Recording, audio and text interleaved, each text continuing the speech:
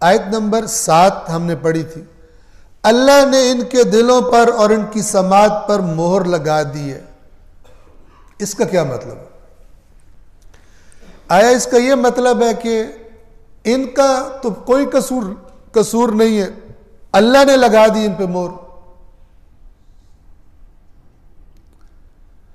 اگر ایسا ہو جائے تو پھر اللہ تعالیٰ کی عدالت جو ہے اس پر حرف آتا ہے، جبکہ اللہ تعالیٰ فرماتا ہے ان اللہ لا یظلم مثقال ذرہ، اللہ ایک رائی کے برابر بھی کسی پر ظلم نہیں کرتا۔ وَأَنَّ اللَّهَ لَيْسَ بِظَلَّامٍ لِّلْعَبِيدِ، اللہ اپنے غلاموں پر، اپنے بندوں پر بالکل ظلم کرنے والا نہیں ہے۔ وَمَا ظَلَمْنَاهُمْ وَلَكِنْ كَانُوا أَنفُسَهُمْ يَظْلِمُونَ، ہم نے ان پہ کوئی ظلم نہیں کیا، وہ خود اپنے آپ پر ظلم کرتے تھے۔ یہ معنی ہے اس کا۔ انسان، ایک چھوٹی سی مثال سے سمجھ لیں کہ یہ نقطہ ذہن میں رہے کہ اس پوری کائنات، یہ پوری کائنات جن قوانین پہ چلتی ہے ان کو بنانے والا اللہ ہے۔ فزکس میں جو قوانین پڑھے جاتے ہیں، کیمسٹری میں جو کیمیکل ری ایکشنز کے لاز اور قوانین پڑھے جاتے ہیں، اور جو کچھ سائنسز میں پڑھا جاتا ہے، جو قوانین، جو سائنسز کے جو لاز ڈسکور کرتا ہے انسان، سائنسدان ڈسکور کرتے ہیں، یہ سارے کے سارے، ان میں سے کوئی بھی ایسا نہیں ہے جو کسی سائنسدان نے خود بنایا ہو، ڈسکور کرتے ہیں۔ بنانے والا کون ہے؟ بنانے والا وہی ہے جس نے یہ کائنات بنائی ہے، اللہ ہے۔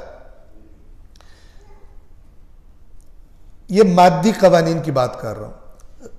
غیر مادی عالم روح کہیں، عالم معنی کہیں، غیر مادی جو کائنات ہے، جہان ہے، اس کے اندر بھی قوانین ہیں، ہدایت کے قوانین ہیں، گمراہی کے قوانین ہیں۔ کون ہدایت پائے گا، کون گمراہ ہوگا؟ ہم نے ھدی للمتقین میں بھی کافی حد تک اس پر بات کی تھی۔ ذالک الکتاب لا ریب فیہ، ھدی للمتقین میں بھی ہم نے اس کو آپ کی خدمت میں عرض کیا تھا۔ یہ قوانین بنانے والا بھی اللہ ہے۔ مادی قوانین ہو اس کائنات کے یا غیر مادی قوانین ہو، دونوں کا بنانے والا اللہ ہے۔ ان قانونوں کو کوئی نہیں بدل سکتا، ان قوانین کو کوئی بھی نہیں بدل سکتا۔ یہ ہدایت اور گمراہی والا قانون بھی اتنا اٹل ہے اللہ کا کہ ہدایت، خدا کہتا ہے میں اے رسول آپ کے ذمے ہے، پہنچا دو میرا پیغام۔ اب اس پیغام کو فائدہ کس کو دے گا؟ آپ تڑپتے بھی رہیں اے رسول، کتنی جگہوں پہ قرآن نے یہ کہا ہے، آپ خود کو ہلاک کر دیں گے اس غم میں کہ یہ کیوں ایمان نہیں لاتے۔ آپ تڑپتے رہیں، انہیں یہ ہدایت نہیں ملے گی، کیوں؟ اس کو ملے گی جو اس راستے سے آئے گا، اس قانون کو فلفل کرے گا، ان کنڈیشنز کو فلفل کرے گا کہ جو اللہ نے ہدایت کے لیے بنایا ہے۔ اور وہ کیا ہے؟ خود سے آئے، خود سے آنا چاہے، ہٹ دھرمی اور ضد بازی اور سرکشی کا رویہ نہ اپنائے حق کے مقابلے میں، اسے یہ ملے گا۔ ورنہ آپ تڑپتے رہیں، ان کو ہدایت نہیں ملے گی۔ ورنہ میں بار بار عرض کرتا ہوں کہ رسول پاک تو ہر ایک کے لیے تڑپ رکھتے تھے کہ ایک بھی جہنم میں نہ جائے، سارے بچ جائیں، لیکن سارے بچے نہیں۔ یہ فرق کہاں سے آیا؟ اسی قانون کو فالو کرنے یا نہ کرنے کی وجہ سے۔ یہ ایک سٹیج روحانی مرض کی، دل کے مرض کی۔ اب میں جو دل کہہ رہا ہوں، اس دل سے مراد یہ والا دل نہیں ہے جو خون پمپ کرتا ہے، بلکہ قلب جو انسان کے اندر کا وہ مرکز ہے جہاں عقل رہتی ہے، جہاں مثلا ساری انفارمیشن اکٹھی ہوتی ہے، جہاں ڈیسیجن لیے جاتے ہیں، اس جگہ کی بات کر رہا ہوں، قلب۔ یہ قلب بھی صحت مند بھی ہوتا ہے اور بیمار بھی ہوتا ہے. اور اگر یہ بیمار ہو جائے اور وہی کام انسان کرتا رہے جو اسے بیمار کرتا ہے تو اس کی بیماری بڑھتی رہتی ہے. آج کل جو ایک مشہور مثال دی جا سکتی ہے، خداوند عالم صاحب کو اپنے حفظ و امان میں رکھے، آج کل مثلا ایک خاص سٹیج سے جب کینسر کا مرض آگے بڑھ جائے تو ڈاکٹرز کہتے ہیں کہ اب علاج نہیں ہو سکتا. اگر اس سٹیج سے پہلے پتہ چل جاتا تو علاج تھا، اب علاج نہیں ہو سکتا. تو انسان کا بدن خدا نے ایسا بنایا کہ اگر اس سے بیماری لگی ہے، اگر جلدی علاج کر لیا علاج ہو جائے گا، لیکن اگر ایک خاص حد تک نقصان پہنچا دیا اس بیماری نے انسان کے بدن کو، پھر علاج نہیں ہوگا، بندہ مر جائے گا. روح یا قلب کا معاملہ بھی اسی طرح سے.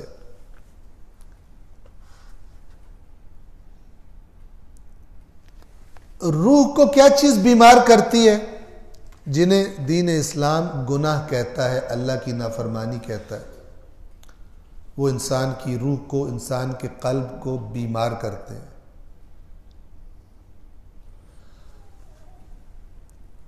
اب انسان اگر اس بیماری کو پھیلنے دے، اس کا علاج نہ کرے، باز نہ آئے ان حرکتوں سے، تو یہ بڑھتی رہے گی اور ایک سٹیج، یہ قانون بھی خدا نے بنایا، انسان گناہ کرتے کرتے اس سٹیج پر پہنچ جائے گا جہاں سے واپسی نہیں ہو سکتی. یعنی نظر انسان آ رہا ہے لیکن بن جانور گیا، اندر سے جانور ہے. آپ کو دنیا میں ایسے انسان مل جائیں گے جو اس سٹیج پہ پہنچے ہوتے، انہیں کچھ ظاہری شکل انسان والی ہوتی ہے لیکن اگر ان کے کام پتہ چلے تو وہ درندوں سے بدتر ہوتے. انہیں کسی کمزور سے کمزور، بیچارے سے بیچارے پر بھی انہیں رحم نہیں آتا، مرد ہو، عورت ہو، بچہ ہو، رحم نہیں آتا. صرف وہ جو ان کی حیوانی حص ہے اس کی تسکین ہونی چاہیے، یا چند روپوں کی خاطر، یا کسی خواہش کو پورا کرنے کی خاطر. آپ مثلا بعض اوقات پاکستان میں یعنی نام لینے کا بھی جی نہیں چاہ رہا لیکن مجبوراً عرض کر رہا ہوں، آپ سنتے ہیں جی مثلا 5 سال کی بچی، 7 سال کی بچی، اس پر ظلم کر دیا کسی نے. اب یہ بھی پیدائشی مسلمان ہی ہوگا، ٹھیک ہے نا، لیکن حرکت ایسی کر رہے کہ جو کسی جس کے اندر ذرہ برابر بھی انسانیت ہو اس سے ایکسپیکٹ نہیں کی جا سکتی، جانور ہے. تو یہ جو غلط حرکتوں کو ریپیٹیشن بار بار کرنا ہے، یہ انسان کی روح کو یا قلب ہم کہیں بیمار کرتا رہتا ہے. ایک سٹیج ایسی آتی ہے کہ پھر اس پر ہدایت کی بات اثر کرنا چھوڑ دیتی، کیونکہ یہ قانون بھی اللہ نے بنایا ہے، لہٰذا اللہ فرما رہا ہے میں نے مور لگا دی. لیکن یہ لگنے کا سبب کون ہے؟ لگنے کا سبب خود. ٹیچر اپنی کلاس میں کہتا ہے کہ جس نے 50% سے نیچے نمبر لیے وہ فیل ہے، جس نے 50% سے اوپر نمبر لیے اسے پاس کروں گا، 50% سے کم والوں کو فیل کروں گا. بچہ جو ہے وہ پڑھتا نہیں ہے، محنت نہیں کرتا، سوال یاد نہیں کرتا، فیل ہو جاتا. گھر جا کے امی سے کہتا ہے امی ٹیچر نے فیل کر دیا مجھے. امی کہتی میرا بچہ ٹیچر نے تو فیل کرنا ہی تھا، تو نے پیپر میں جو لکھا ہے اس کا نتیجہ یہی تھا. یہ اس طرح ہے، اللہ نے مہر لگانی ہے جب تم گناہ کر کے جانور بن جاؤ. اور ہر گناہ انسان کا اللہ تبارک و تعالی نے متقین کی نشانیاں بتائی ہیں سورہ آل عمران میں.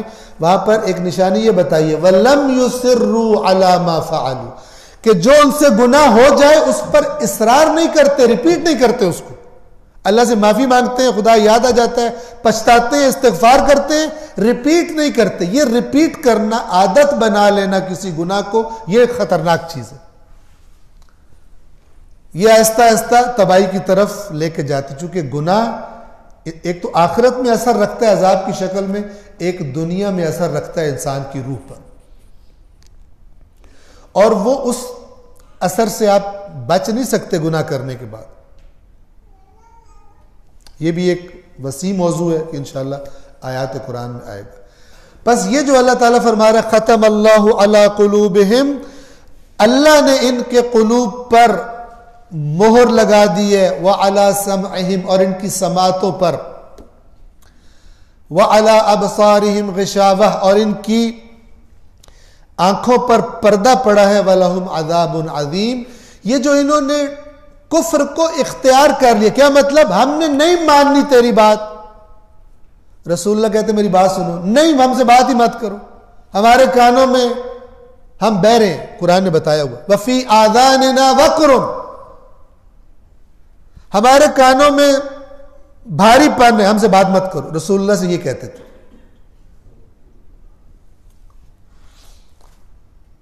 نہ ماننے کو ٹھان لیا انہوں نے، ہم نے نہ سننی ہے نہ ماننی ہے، یہ انہوں نے خود اختیار کیا، حالانکہ عاقل انسان ایسا نہیں کرتا، کہتا سنو تو صحیح کیا کہہ رہے، بات سننے میں کیا حرج ہے۔ کتنی مثالیں ایسی ہیں کہ کفار نے، مشرکین نے پروپیگنڈا کیا ہوا تھا، ہمارے مکہ میں ایک عجیب و غریب جادوگر آیا ہوا ہے، اس کی جو بات سن لے وہ اس پہ اثر ہو جاتا ہے اس کے جادو کا، اس کی بات مت سننا۔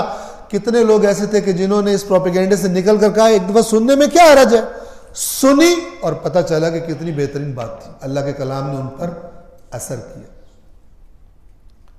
یہ عاقلانہ رویہ، سنو تو صحیح بات کو، اس کے بعد دیکھو تمہیں قبول کرنے والی ہے یا ریجیکٹ کرنے والی بات ہے۔ بس اب یہاں پر ایک کفر اور ایڈ ہو گیا، توجہ کیجئے۔ ایک تو وہ تھا نا کہ حق پتہ چل گیا اور کہ میں نہیں مانتا، اور ایک اور مزاج، کافرانہ مزاج، کون سا؟ ہم نے نہیں سننی، جاؤ ہمیں مت سناؤ، ہم سننا ہی نہیں چاہتے، دوسروں کو بھی نہیں سننے دیں گے۔ وقال الذين كفروا لا تسمعوا لهذا القرآن والغوا فيه لعلكم تغلبون، اور وہ لوگ جنہوں نے کفر اختیار کی، اب دیکھیں جنہوں نے کفر نہ ماننے کی ٹھان لی، یہ مانا، وہ لوگ جنہوں نے کفر اختیار کر لیا کہ ہم نے نہیں ماننی، وہ کہتے ہیں اس قرآن کو نہ سنو، انہیں پتہ یہ بہت خطرناک ہے، اس قرآن کو نہ سنو، والغوا فیہ، اور جب یہ پڑھا جا رہا ہو شور مچا دیا کرو تاکہ لوگ نہ سنیں، لعلکم تغلبون، تاکہ تم غالب آ سکو۔ کیا مطلب؟ اگر یہ قرآن سن لیا پبلک نے تو تم غالب نہیں آ سکتے۔ یہ بہت زیادہ دلوں پر، دماغوں پر اثر ڈالنے والا۔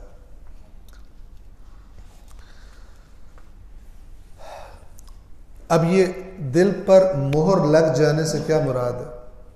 یہ دل کی ایک کیفیت ہے کہ جب انسان اچھی بات سنے اس سے شدید بیزاری پیدا ہو، اور جب گناہ کی دعوت ہو، گناہ کی محفل ہو، اس کا دل کھینچے اس کی طرف۔ یہ اس کی سب سے اوپر والی سٹیج، مہر لگا دیے، کچھ بھی نہیں سنتا، نہیں برائی کی باتیں بڑے شوق سے کھینچ کے جاتا ہے، اچھائی کے بارے میں مہر لگ گئی، کیا اس نے اس سٹیج پر پہنچا یہ خود ہے۔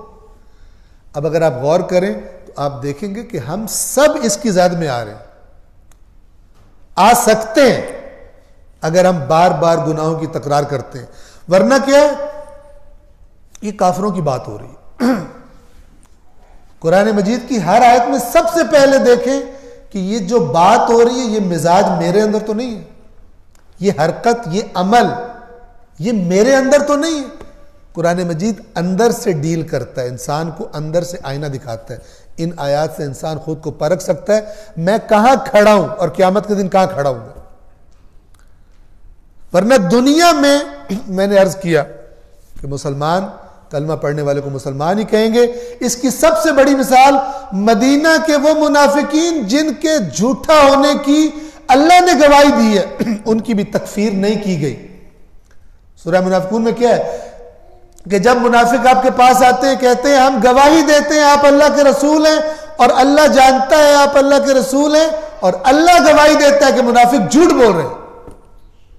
حالانکہ منافق کہہ رہے ہیں کہ آپ اللہ کے رسول ہیں، ہم گواہی دے رہے ہیں، پھر کیا جھوٹ بول رہے ہیں؟ چونکہ یہ آپ کو رسول نہیں مانتے اندر سے، اگرچہ ظاہر سے صحیح کہہ رہے ہیں۔ لیکن آیا جن کے اللہ جن کی رسالت کی گواہی نہیں قبول کر رہا، ان کو رسول اللہ نے کافر قرار دے دیا؟ نہیں، یہ مسلمانوں میں ہی شمار ہوتے تھے۔ کافر تب ہوگا جب ضروریات دین میں سے کسی کو خود انکار کر دے، میں نہیں مانتا ہوں، میں اسلام کو نہیں مانتا ہوں، میں اس کو نہیں مانتا۔ پس ختم اللہ علی قلوبہم وعلی سمعہم وعلی ابصارہم غشاوہ۔ سماعتوں پر پردے، کیا مطلب؟ اچھی بات نہیں سنتے، بری باتیں سن لیتے ہیں، اچھی بات نہیں ان کو سنائی دیتی، سنائی دیتی ہے، اثر نہیں رکھتی ان پر، گویا انہوں نے سنی نہیں۔ وَعَلَىٰ أَبْصَارِهِمْ غِشَاوَةٌ، ان کی آنکھوں میں پردہ پڑا ہوا ہے، یعنی اچھائی دیکھنے سے پردہ پڑا ہوا ہے۔ ویسے بہت تیز ہے، مائکروسکوپک نظریں ہیں ان کی، عقابی نظریں ہیں، لیکن اچھائی کے معاملے میں اندھے ہیں، گویا کہ ان کو دکھائی کچھ نہیں دیتا۔ وَلَهُمْ عَذَابٌ عَظِيمٌ، اور یہ جو انہوں نے کفر اختیار کیا اور اس سٹیج پر پہنچ گئے، اے رسول ان پر ٹائم ضائع نہ کریں، ان کے لیے عذاب عظیم ہے۔ یہ دوسرا گروہ تھا۔ تیسرا گروہ کہ جس کے بارے میں سب سے زیادہ آیات یہاں پہ رکھی گئی ہیں، منافقین کا، انشاءاللہ خدا نے زندگی دی اور توفیق دی تو آئندہ ہفتے اس کو ہم جاری رکھیں گے۔ صلوات پڑھیے محمد و آل محمد پر۔